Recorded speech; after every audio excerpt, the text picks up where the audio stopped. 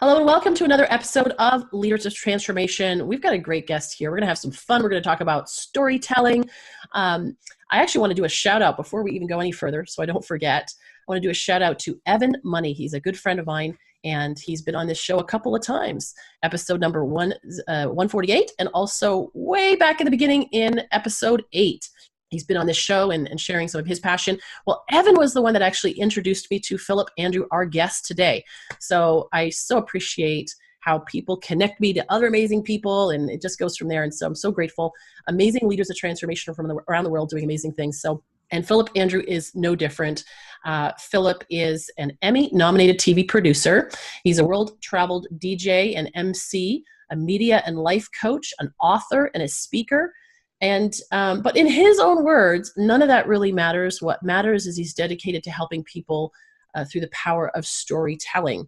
And we're going to talk about that here today. He's passionate about educating, entertaining, and connecting people in a way that encourages, empowers, and evokes insight. He's worked with A-list celebrities, doctors, educators, the list goes on, radio personalities.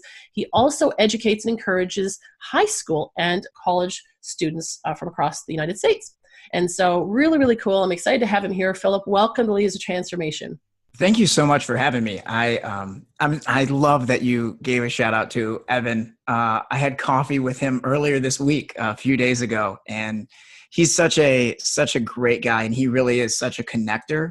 And so yeah, I'm excited to be here. So thank you very much for allowing me to come on and talk a little bit. Yeah, my pleasure. My pleasure. So storytelling, you've got an incredible story. You're passionate about storytelling. So why don't we start there and give our listeners a little bit of insight into who Phillip is? And definitely. Yeah, I love, and I think so many of us, we enjoy stories, right? I mean, it's, me as a TV producer, anyone that consumes content, that's what we get hooked on, right? There's always a moral of the story. Right? Like there's always something that, the producer, the writer, the author, the storyteller wants to get out is the message, but it's almost as if we can't digest that message without the story attached to it. So you think back to, pre-media days, right? When you didn't have, years and years and years ago, the way that we taught people lessons was through story. The way that we taught children how to behave and handle and understand, was all through story, because it was a lot easier to be able to get for groups of people to be able to get the story, share the story, and then get the message without just saying, when there's no context, when you just say, done is better than perfect, right? When we're in Instagram world, right? Or Twitter world, we're such a here's the quote and here's the headline. So good luck with it. But with just those headlines, with just that, with no context, with no story, we don't internalize it. It goes in one ear and out the other. So yeah, well, and to that point, actually, it's interesting because I think that's why a lot of kids in school were bored. I know that. I mean, totally. In high school and even before that, my history teacher, made it so, unfortunately, I mean, she was excited about the subject. She just didn't know how to tell the story. And so she would disseminate this information to these young kids. And we're like, who cares? Who cares? And then I had a different teacher when I went to a new school who brought in this storytelling aspect and was like, oh my gosh, now I'm so interested in it because I get the context of it. Oh yeah. Rather than just, the stats, the facts about this is what happened and here's who this person did this. And that's not storytelling. No. And that's bullet pointing. That's just like step A to step B and it's not fun. Flat out. Yeah. That's not fun. That's not what energizes us. Shout out to all the people that love numbers and all they want to do is study statistics. Hey, props to you. That's not me. And I think a lot of people, we enjoy, we not only do we enjoy the story, but I always use this example. I remember being in high school.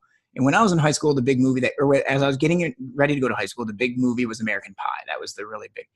And it wasn't just about watching the movie. It was who am I? Which one of these 5 guys am I?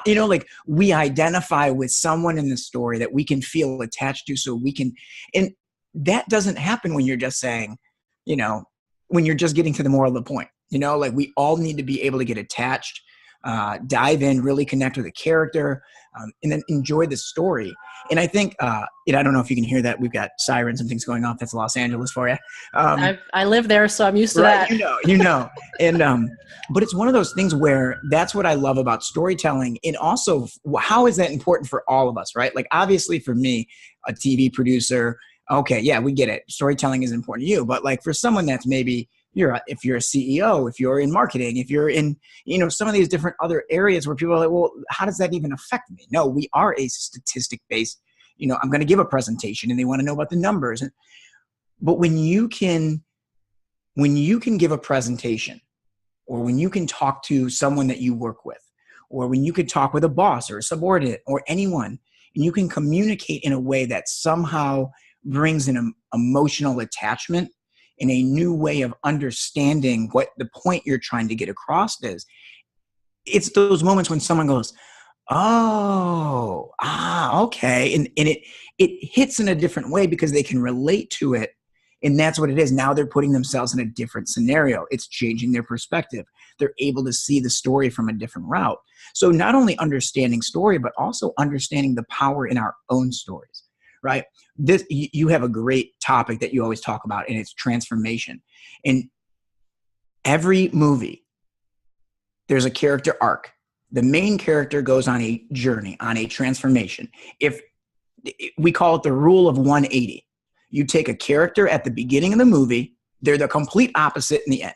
40-Year-Old Virgin, movie with Steve Carell. I use that because a lot of people know the movie. In the beginning of the movie, who is he? He has no friends. He's a virgin. He has no prospects of a relationship. He does everything by himself. And he's insecure. Great. Who is he at the end of the movie? He's confident. He's now married. They end the movie with him in bed with his wife, or, with his girl. I don't remember, right? He now has a solid group of friends. It's the 180 rule. It's very easy, right? Like we always say, like, whoever you want the character to be at the end, you flip everything about them. That's the transformation that we love. We want to see people go through, hey, I started this way. I went through all of this craziness, and I came out as a new person on the other side. I transformed. It's the character arc. That's every story. That is every story. Because it's not fun if the guy in minute 1 is the same person at the end. Because then cool. You didn't learn a damn thing. Nobody cares, right? Yeah. And that's how we feel in our lives, right? When we have someone we keep giving the same advice to, or they keep making the same mistakes over and over and over again, and they never learn from it. And you're like, all right, dude, it's getting old. It's getting really old. We want that transformation. So as you talk about transformation, we all have the ability, instead of looking outward for those stories, look for your own story, the story that you have, the story that each individual person has. And before you start sharing it with people, it's important for people to see what they can learn from themselves and start to really identify, why do I behave the way that I do? Why do I think the way that I do? Why do I think that I think that way about the thing that I think, right? Like, I'm getting weird, but it's true. There's so many stories we've been telling ourselves and for long enough. And sometimes we forget to fact check our own stories that we're telling ourselves. Mm. And so that's something that's really important for us all to do, is look at our story, look at our life, look at the things we tell ourselves. We try to figure it out. And remember, the point is to transform. The point is to become that new person on the other end, be that character arc. And when we can have that ability to look at ourselves in that way and to be able to constantly grow, constantly transform, then, it just puts us in such a better way, not only for ourselves, but also to be able to be there and serve other people and help them on their journey. Well, that brings up a good point, because storytelling, some people have this misconception, less and less now, but I still see it here and there, is this concept that the reason why I'm telling a story is to tell my story. Mm-mm. And that's actually not at all No. what it's about. Like new speakers will come up and they want to share their story, but you're only ever sharing a story to make a point, to talk about the lesson that you learned, so that somebody else can. So it's like bringing them into the story. How do you bring them into the story so they can relate and they can, and they can learn from it? Oh yeah. John F. Kennedy has a great quote, and it's, the only reason to give a speech is to change the world. every time. Love Right? that. There's other, in how do we simplify that? Every conversation is a possibility of changing the world. Not every conversation will, but if you enter into every conversation, every time you speak with the assumption or with the energy that this could change the world for someone, right? When you come in, it's, I always, for me, when I speak, I'm really excited. I'm getting ready to go back I'm in Los Angeles, but I'm originally from Detroit. In 2 weeks, less than 2 weeks time, so I don't know when this airs, but probably right around then, I will be heading back to Detroit to speak at a handful of high schools, some middle schools, and my alma mater, Michigan State University, to speak with some kids. And every time I go back, I always remember, and it's such a cliche to say, but it's a cliche because it's true. It isn't about me. It isn't about me getting up there and proving that I've done the work to be a good speaker. It's not. If I get up there and I speak for an hour, and even if the kids are entertained and cool, I was loud and energetic, but they didn't get anything, they don't feel like there's any real type of, they didn't think, it didn't challenge them. What am I doing? What am I doing up there other than just being happy that I convinced somebody to be able to get in front of, get an hour of their time with their kids? It's not about me. It's about being service oriented. And that was one thing that, as a kid who grew up with a lot of the same insecurities that we all did, right? Am I cool enough, smart enough, funny enough, attractive enough, just in general, right? With all those insecurities, it's one of those things that I've drawn a line in the sand. And I say, I'm being one of two things at any moment in the day. I'm being one of two things.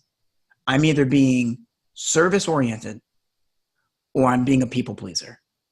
And when I'm a people pleaser, I'm that 8-year-old kid. I'm that 8-year-old kid that really hopes that I do enough for you to like me. And I do enough to be accepted. I do enough to sit at this table. I'm coming from a place of not of power. I'm coming from a place of weakness, trying to convince you that I deserve to be here. Please help me. That's not me being a powerful person. And if I walk on stage trying to please people, I'm not serving anyone. You can't do both at the same time. People pleasers do not serve people. And so when I go in there, I always remember I'm here to serve people. It isn't about me. It's not my ego. It's not about getting up here and wanting to have the standing ovation so I can feel cool and I can feel like, and I can post a great video on social media. It's about me being able to get there, deliver a powerful message that can maybe potentially change the world for one kid, and to serve that room as powerfully as I can. I don't know what the original question was. Yeah, that's so good though. No, that was really powerful, because one of the things I was going to ask you about is, how do you stay grounded? I mean, you're in Hollywood, and there's a lot of fame and a lot of fortune, promise of that. Oh, totally. People pleasing, worrying about what people think, and you're only as good as, what's the saying? You're only as good as your last performance, and all of that. And oh my gosh, the stress that creates, and the focus that is on yourself, and like trying to please people, like you said, then you're not serving other people, is really, really important. Now, you allude to a little bit of your story. I would love for you to share more. Of course. Story. It's great to see you now and say, oh, you're this, great producer, successful, done all these amazing shows that people would be familiar with. And yet you have your own transformation story that got you.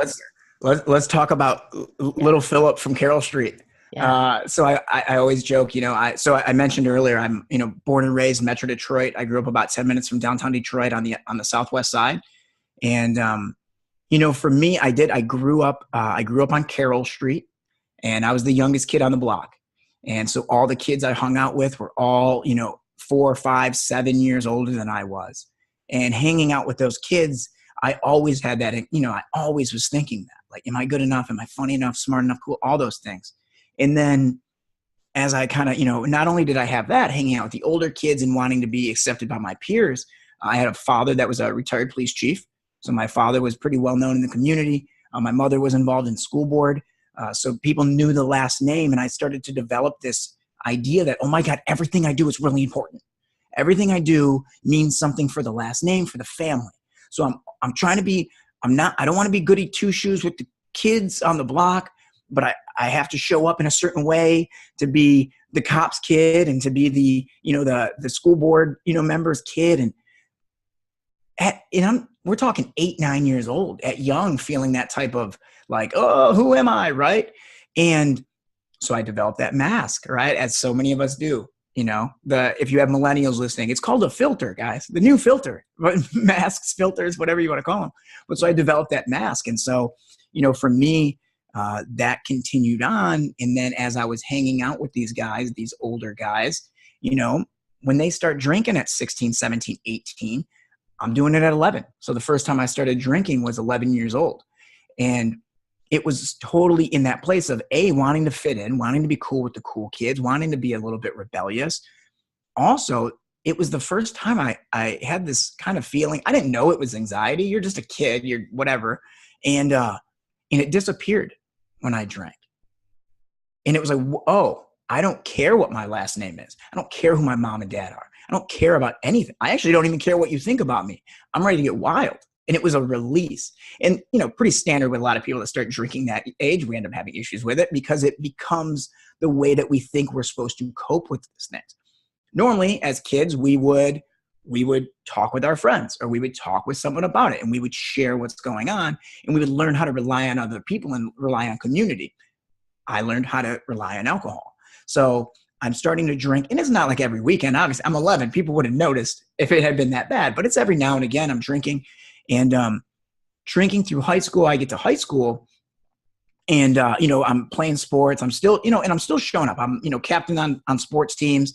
I'm doing, on the honor roll. I'm doing all that stuff. There's no red flags anywhere for parents or for teachers. And I remember one day, I was playing basketball. I get to high school, and me, my dad, my sister were sitting at the dinner table. My mom was in the hospital she had a gallstone, and so she wasn't there. But the three of us are sitting there talking and getting ready to go to a basketball game, and we're having fun and we're talking, and then all of a sudden, it's as if like the air just got sucked out of the room.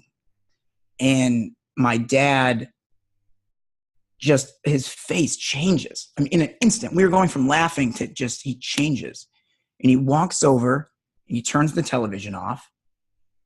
And it's just like the weirdest, I don't know what's going on, but I know something's up. And my dad, just fighting back the tears, says, "You guys, your mom doesn't have a gallstone, she has cancer." So I'm 14, wow. just get kicked in the chest, kicked in the face. Can't even describe. You just cry, and we cry, and we cry, and we cry till there's no tears left. And then I put my basketball jersey on and I went and played a game, and I didn't tell anyone.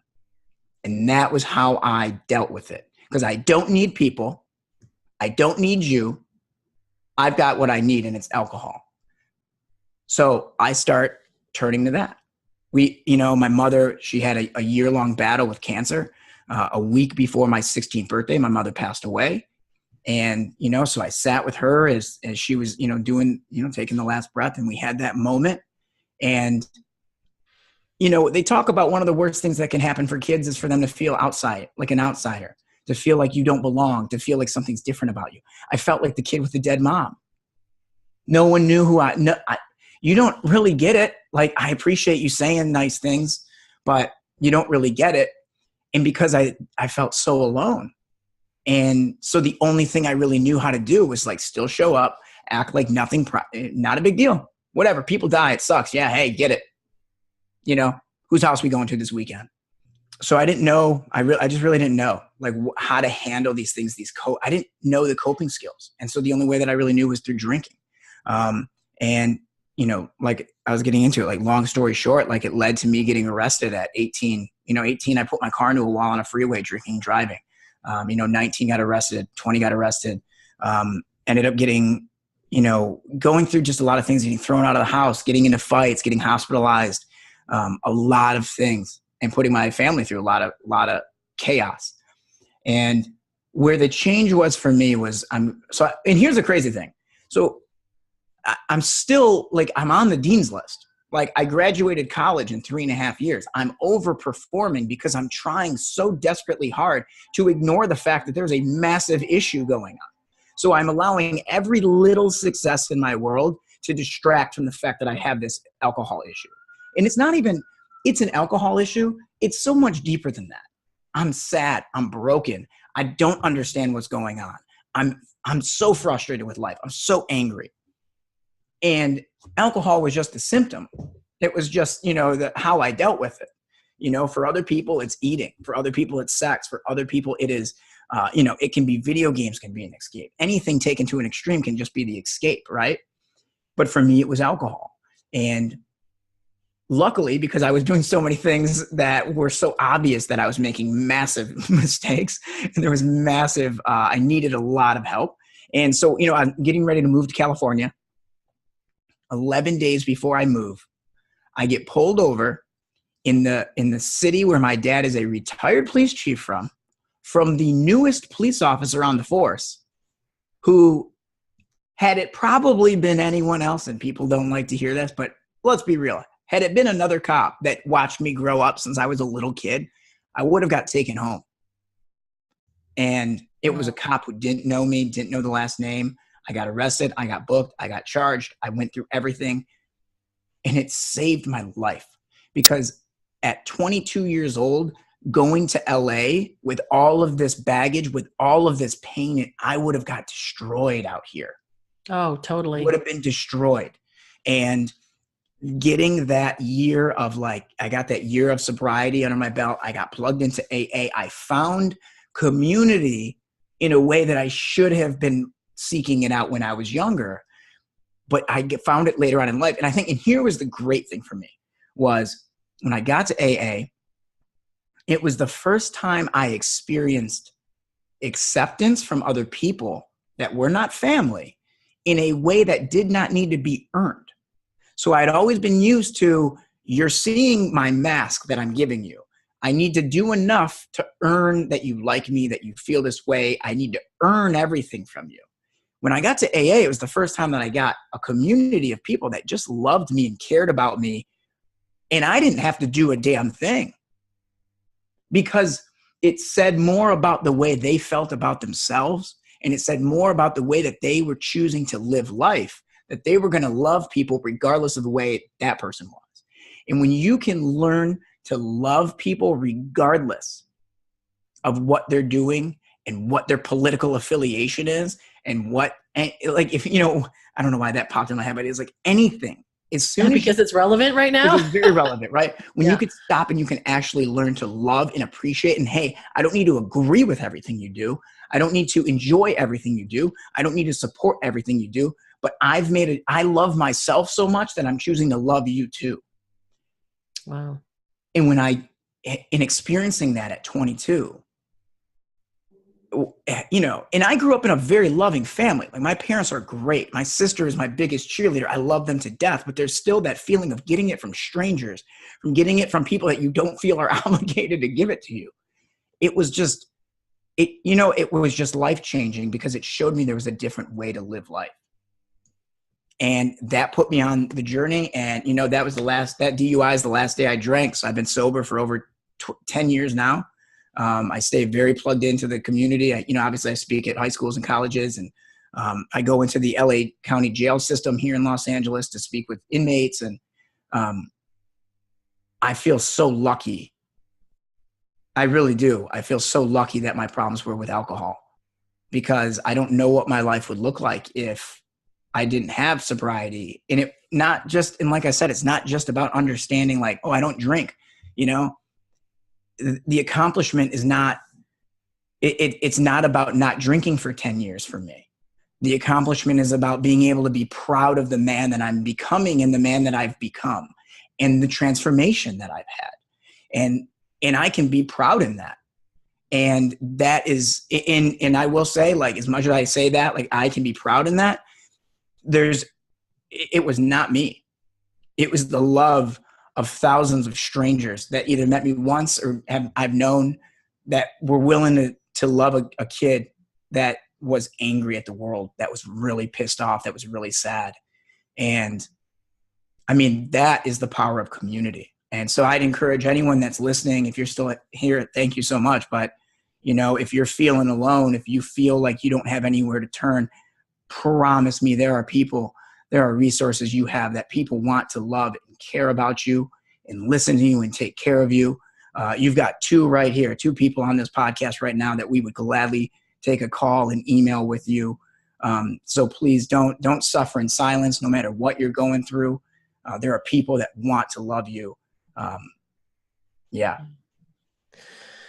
Wow. Yes. And, I think now more than ever, community is missing.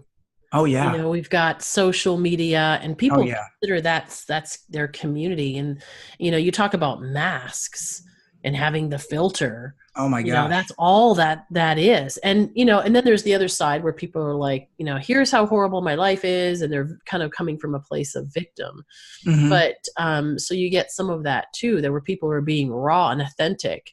But it's still not community. Totally. You're still just putting it out there and hoping that you get a like, hoping that you get a set, the teary face, sad, person, Totally. or wow, or the love, or there's something about, like you said, somebody reaching out, talking to somebody. And, I think of that young guy, who went through this. I actually had a boyfriend a number of years ago who his mother passed away at, I think she was when he was 14 as well. And, he's like, I'm good. Like I met him when I was in my late teens. He was in his 20s. And, he's like, I'm fine. I'm fine. But it showed up. It kept showing up and kept showing up and kept showing up in his relationships. For him, it was, this abandonment, Totally. and feeling like I've got to push people away because at some point the people that I care about something's going to happen. Something's going to happen and they're going to leave. So I'm going to protect myself from getting close enough, too close to people, and then I'm going to get hurt. And, I've seen that in so many different ways, even with it took me a long time. Yeah. Like in my life started tremendously getting massively better when I stopped drinking. But I mean, I got sober at 22. I think I was a good 5 years, 6 years sober before I ever really started to really grieve properly and go through the process. And I always described, I remember always feeling like I knew it was like a door at the end of the hallway. Picture a door at the end of the hallway that you need to walk through. But you're so terrified of what's on the other end, you can't bring yourself to go to it. But the door is always there, and you always see it, and you walk by it every single damn day, and you got to walk through it. Yeah. But you're afraid of it. And here, to be honest, there was a guy at a meeting so there's a AA meeting every day at noon in Hollywood in a bar on Sunset Boulevard. And it was called Red Rockers at noon. It's not at that bar anymore, but I remember going there, and there was a guy in there, and he shared about the loss of his mom and how he had gone through the process to grieve it. And I remember him saying it, and I like ran to this dude after the meeting to talk with him. And I just remember, I was in a spot where I couldn't even really have an in-depth conversation about her without just bawling. Right? Because there was still so much pain and sadness attached to it. And he could see that. And I remember him asking me about my mom, and I described her, and he was like, you can have all of the great memories back. And it was like, because for the longest time, the only memory I had of my mother was me at her bedside holding her hand as she took her last breath. That was when I thought of my mom, that was the image that came up. And that was the only, I had lost when I was 13 and we went to Europe. I had lost when we went and she showed up for certain games. I had lost that. And that was the only image I have. And he said, you can have the happy memories back. And I remember that was when I was like, fine, I want it. Let's open the door. And I went through, and it was, sure, it was hard. It was by no means nearly as difficult as I thought it was going to be.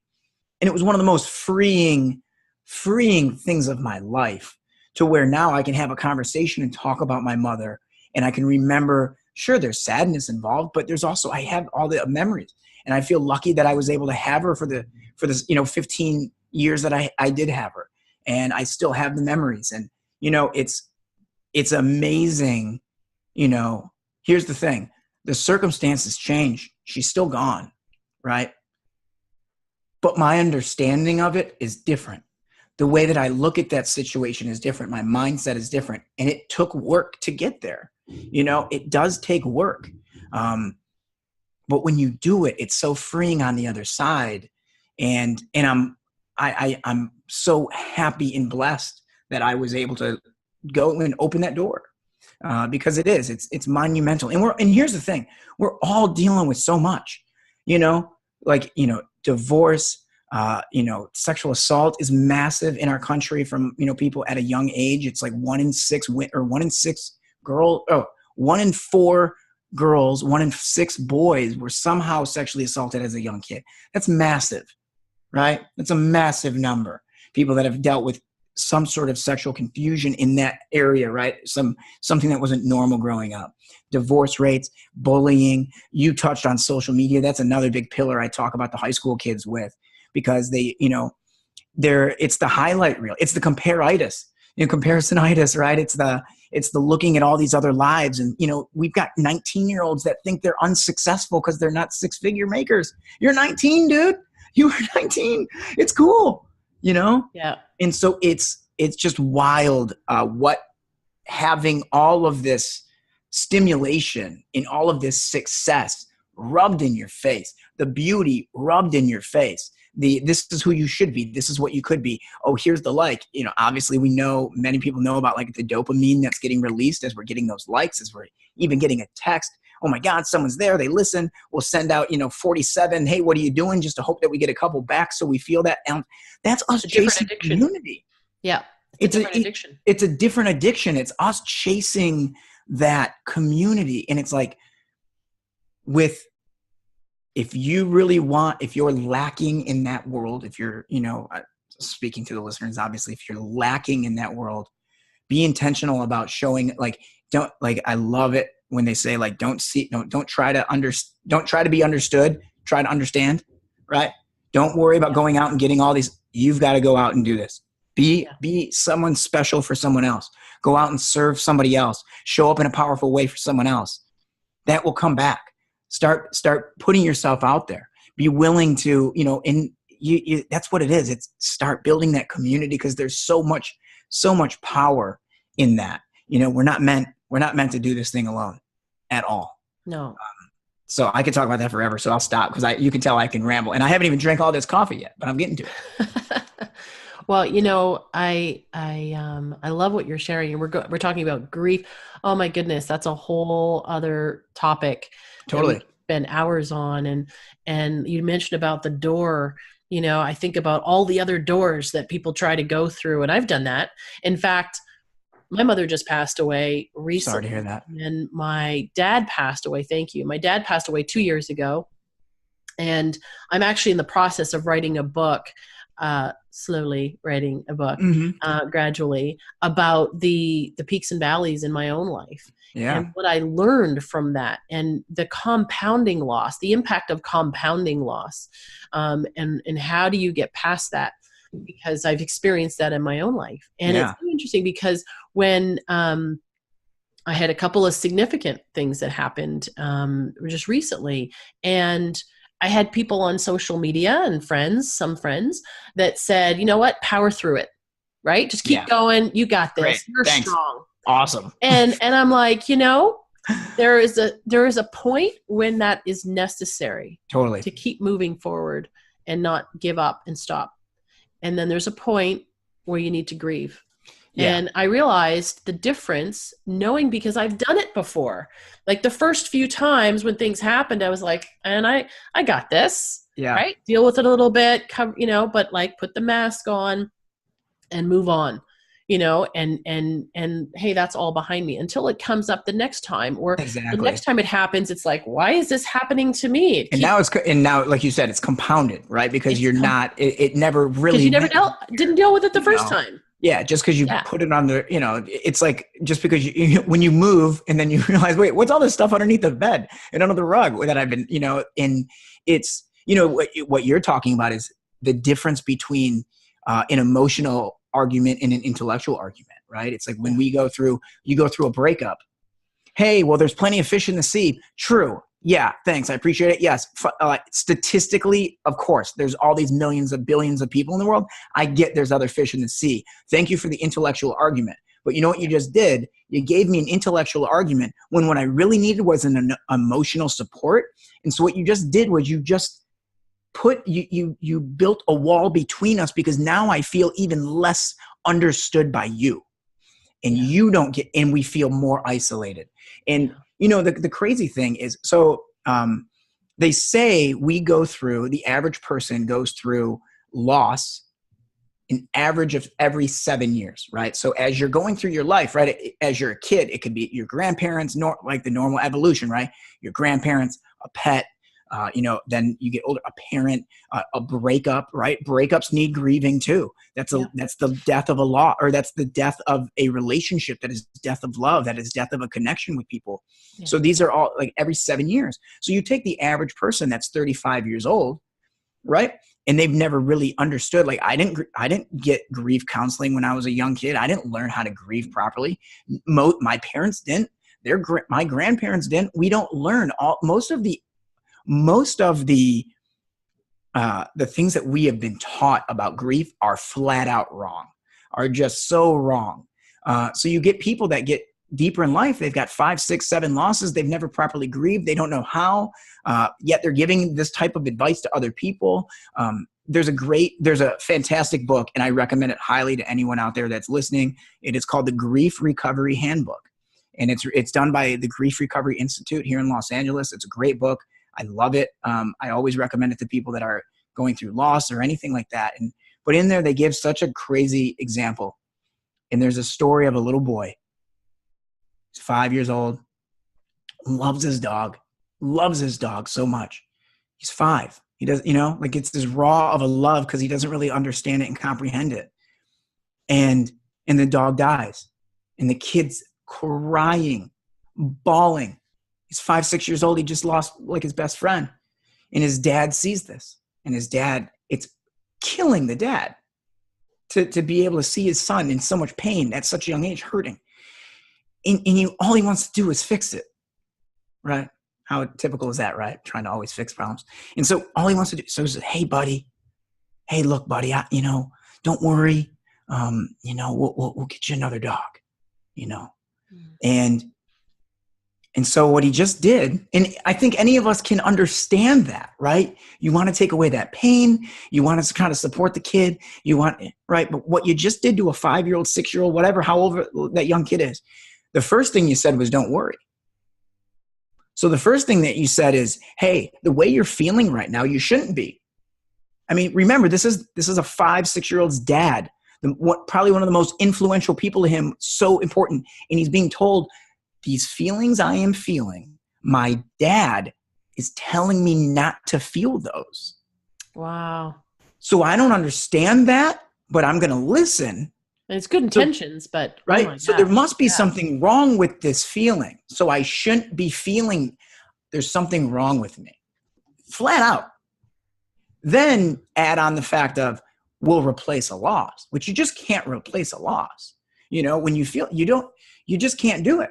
It's it's not a sock. It's a human or a breathing thing. It's something that we felt very drawn to. And so that is a scenario that is one of many that get laid out in this book that talk about just how flat out wrong the things that our society tell us about grief versus what you actually really need to do to properly grieve. It takes walking the steps with people. It takes community, doing it with other people. These are difficult things to go through, which I think is one thing that, to bring it back to myself, and you mentioned, how do I stay so grounded? I think that was a question early on, and I probably glazed over because I talk a lot. But I know how much people are hurting. I know, like they say, hurt people hurt people. That asshole in your office, he's hurting. Like that person that was nasty to you at the supermarket, like they're in pain.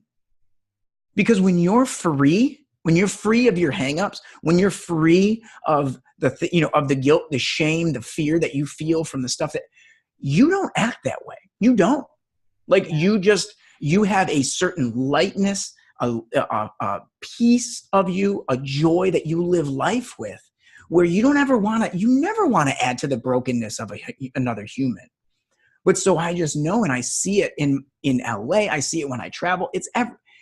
There's so many people that are hurting, you know. It's almost like that's the most important thing. If we were to do one thing, it's to, and not that you can just boil it down to one thing, but you know, to teach people how to grieve. Yeah. To teach people, and like coming back to it, we were talking about storytelling, and look where we were able to get through the power of storytelling to this point where we could talk about such a difficult, taboo subject. Yeah. Do it in a way that is empowering and healing. Totally. And I think that's absolutely. I think that's where, if people could get to that point, when you say hurting people hurt people, I say that all the time. People say, yeah, but you don't understand what she did and what he did. And I've had it done to me. Oh my gosh. I can tell you stories. I'm above average when it comes to your traumas. When you talk about, I'm like, oh, I'm well above average in terms of not being just every 7 years. Yeah. But in that process, though, you know, and people sometimes can't understand why I can still love somebody, even though they hurt me, even though they do things that are destructive, that even hurt them. Because what I get is that they're not just hurting me, they're hurting themselves. Totally. I'm just kind of a bystander, or I'm just in the mix of it. And so, you know, the compassion that that you can have when you're healed yourself, when you've processed yourself, you know, is so important. If we could just do that, my goodness, people would stop lashing out at people. Oh, yeah. And they could just be who they're, you know, when we talk about, because that's when you get into service, right? Like, yes, you come back to that service. You know, you think about like, you know, this person did something to me, you know, these things. And when there's a very empowering thing when you make a decision on how you're going to treat people, regardless of what they do. Yes. And it goes back to what I experienced when I was 22 years old. You know, I've made a decision that I will, you know, I have a mission statement for my life. And in my mission statement, I read it every morning. In there, it says, you know, I will love all people, whether they deserve it or not. And here's the thing with that, because I've said that before and people always question me about it because they're like, oh, well, isn't that still being judgmental? Yeah. Guess what? I'm a human. I'm judgmental. Flat out. One of my top character defects for me, I'm judgmental. Yeah, I am, right? So I don't ignore it. I say, look, when I say I'm going to love them, whether they deserve it or not, means I don't get a chance to judge it. Whether they deserve it or whether they don't, that's my judgment and how I'm feeling that. No, I don't get to have that. So when I say I love people, I'm going to support people. And now that doesn't mean that I'm going to condone everything you say, right? Like loving, respecting, it's not the same as condoning it. And it says more about me and how I feel about myself. Yes. And it says about anything else. And I'm able to come into a calm, you know, I can you know, and that's the thing. Like so often we try to change other people through ridicule or through anger, or, you know, like there's a great documentary that came out a few years ago by an African-American gentleman who was flipping KKK members and would befriend them and would love them and care for them and show them, hey, what you think you know, I'm going to be the opposite of that. I'm going to give you love. You think I'm an awful person? Here comes some love. Here comes some acceptance. Here comes some, you know, and that's when you really make people go, well, wait a minute. I thought I knew all of this. I thought I knew this fact. This is a fact I know, and you're showing me something different. Had he gone out and said, you guys are all terrible, blah, blah, blah, you're awful, you're going to hell, that doesn't change people. We don't change that. Yeah. We change it through showing people something completely different than what they already believe. We help change people through love, through compassion, because at the end of the day, that is so much of what we're all chasing. right? Yes. We all just want to feel loved and accepted and part of the system and cool, right? There's a small percentage of people that don't, and they have names that categorize them in psychology. That's the sociopaths, the psychopaths, the people that there's things that are off in their brain, chemically off, whatever, that they don't have those same feelings. For the other 99.9% of us, we want to be loved. We want to care about people. We want to feel accepted. We want to feel like we're enough. Yeah. And And when we don't get that, then it starts to spiral. And then we're rude, we're mean, we become entitled. We think that we know better. I've met so many people on, we joked about politics. I won't dive into it, but I've met so many people that are so extreme on both ends. They're more similar than the people in the middle. They're so extreme. They're so enlightened, and they speak so highly, they're so open-minded that your idea is bullshit. And you're like, whoa, wait, we've got to be able to have a conversation. We've got to be able to love each other, even in the midst of not agreeing with people. We need to be and it's able finding that point of agreement. Actually, Totally. It's the point of agreement could be that we disagree on this, and that's fine. Rather than saying I'm right, it's that old I'm right, you're wrong. It's what you were talking about right in the beginning. It all ties in. It's not about you, and it's not, and you're not. Who are you to say that you're the right one, that you've got the right answers, that your viewpoint is the right way to look at things, because ultimately we all have the right to to our own opinion. And yet at the same time, we were talking about people pleasing, right? To bring it back to that, even it's like,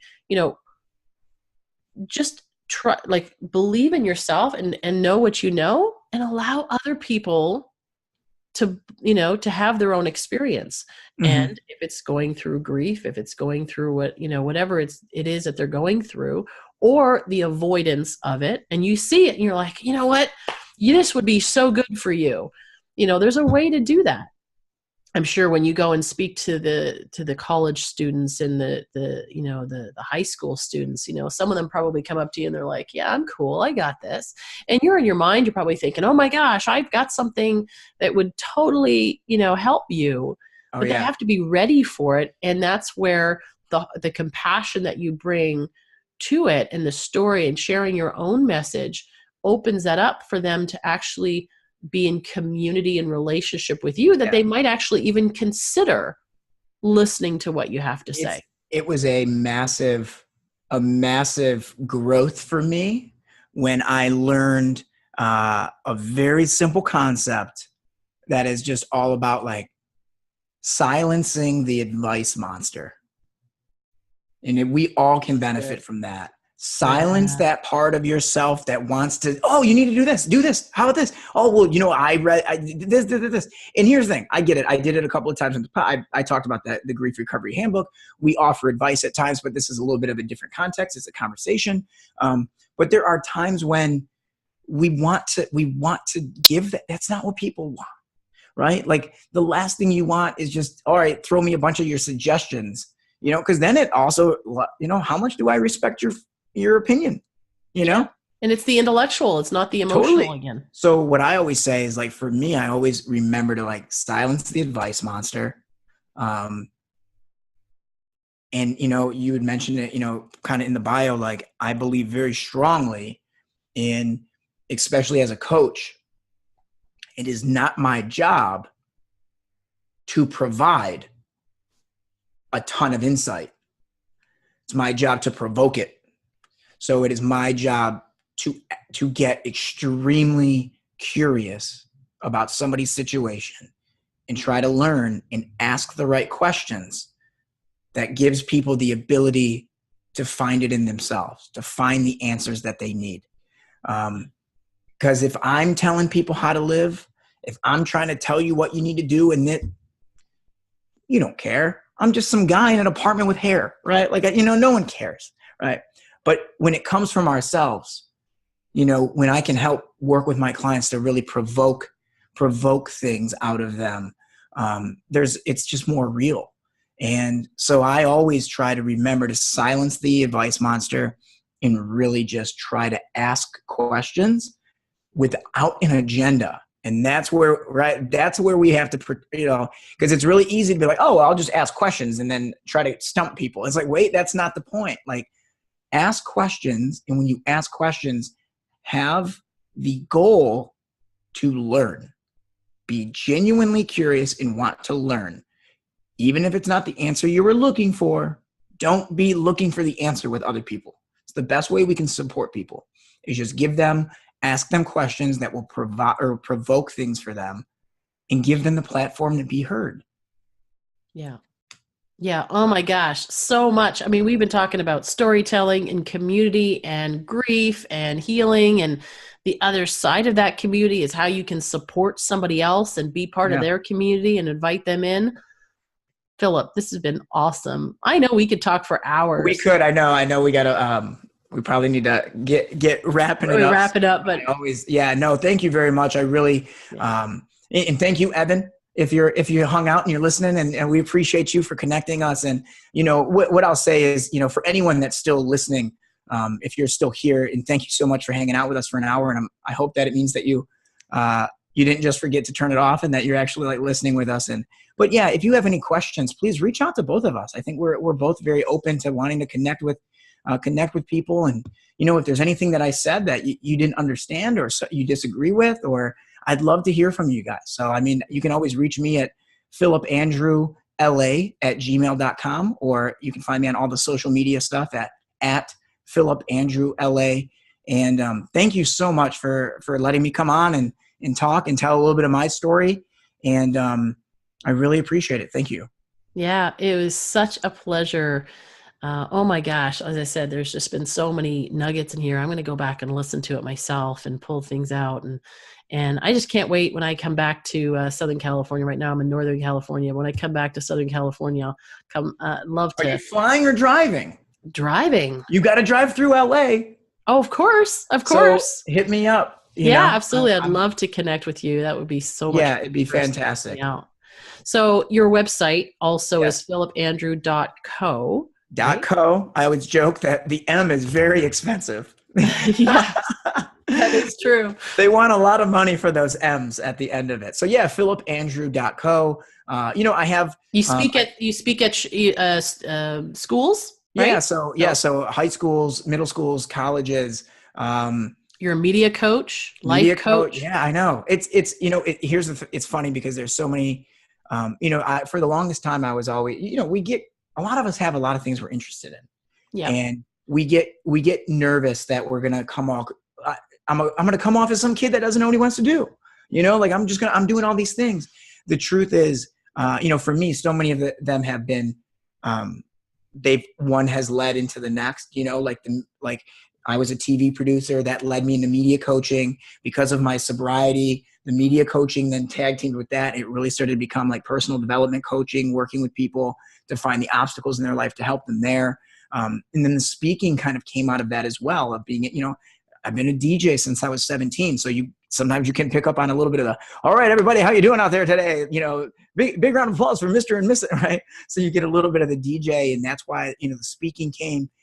But what I can say and why, to really bring it back to the beginning, why none of that matters is we are not our job titles, right? We are so much more than that. And for us, it's where do we put our identity and what do we really feel that our mission is? And, when I'm not a different guy on set that I am in coaching, and I'm the same guy. And it was like, these things are separate, sure. But like at the top of the umbrella is me, is Phillip Andrew. And it's what I believe my mission to be. And when you pick your mission for your life, when you pick what you want your life to represent, what you want it to look like at your deathbed, when you think about what you want individuals to know you as, and that becomes your identity, everything trickles down from there. And I feel I truly do feel blessed and honored that I've been given the life that I have, and I've been able to meet and been open-handed so much free love that people just shared with me. And I feel, I'll be indebted forever to people for just how much charity and kindness they've given me. And if I can give back just a little percentage of that, And if I can find a way to make a living at it and be able to enjoy my life, and like, I'll work until the day I'm done, because I just love it that damn much. Yes. Oh my gosh. Mission always being the center of everything you do. It's funny. I had years ago, somebody said, "Oh, you do a lot of different things, Nicole." I said, "No, I only do one thing. I just do it in a lot of different arenas." And that's Yeah. exactly what you're talking Oh, I about. love that. So I'm yeah, stealing it. I go for love it. that. Go for I it. love that. Phillip, Wow. thank you so very much for being here. And thank you to our listeners. If you're still here watching and listening, thank you for being here as well. I know there's so many nuggets in this. And this is one of those conversations, is to go back and re-listen to it and take notes. If you're driving, go and take some time to really think about what Phillip is saying. He's not saying it from theory. This isn't an intellectual conversation. This is very much an emotional conversation with practical tools and things you can do to move forward and live your best life. And so I encourage you to do that. And I always say at the end of every episode is that, leaders of transformation take action. It's one thing to hear it. It's great to intellectually know and to hear, oh, that's what that other person did, or and that worked for them, good for them.